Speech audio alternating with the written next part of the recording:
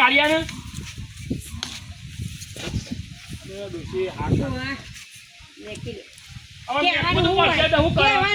ના પાડી 75 વાર પણ એકય વાર હોબરે તો કે છોકરાને બાયડી દે બાયડી નો લાવવાની જ નથી સાચું કહું નવાની બાયડી આવી છે તે મુકતો જ નહીં લગી તું એ કદ ઉતાવળી થઈ જતી કે મારો છોકરા બાયડી લઈ આલો આ લાયા તો એટલા બધું જોવું પડે છે કે આ સોમામ જવાય બજારમાં અને એ તો એ તો બધું બરોબર છે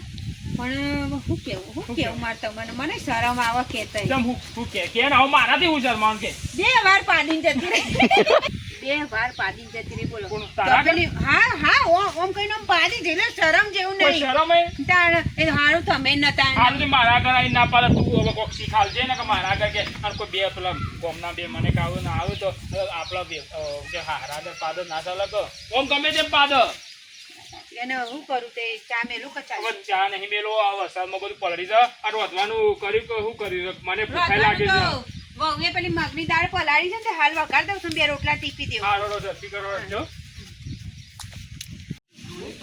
હા બધી દવા થઈ નથી ના દવા તો દવા દેતો પછી નંબર ના આવે પીવાની જાતનો સમજુ છું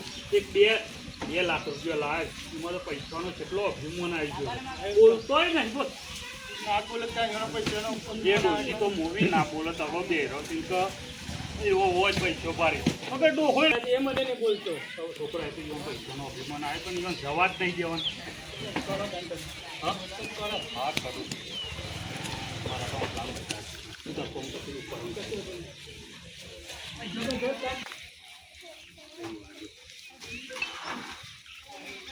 હેલો હા બોલો સાહેબ બોલે પોલીસ વાળા હા બોલો સાહેબ હા સાહેબ તમારું ફોર્મ હતું શું કામ ફોર્મ હતી બોલ્યો એટલે તમે કેમ કે સાહેબ કે હાજીપુરા ગામમાંથી બોલો હાજીપુરા ગામમાંથી કે અમારા ગામમાં આવો કે ઇમરજન્સી કે કોઈ ઇમરજન્સી કે તમે આવો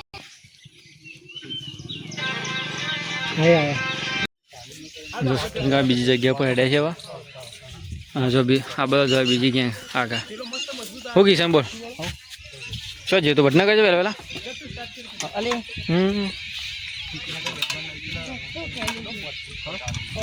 જો તો બીજી જગ્યાએ શૂટિંગ કરવા આવી જાય છે જો રઘુભાઈ આશા બેસી રહ્યા છે આજે નવું લોકેશન હેલો ગાઈસ અમે આજે નવા લોકેશન પર આવ્યા છીએ અમારા સિજલબેનના નરદના ઘેર સિજલબેનના નરદના ઘેર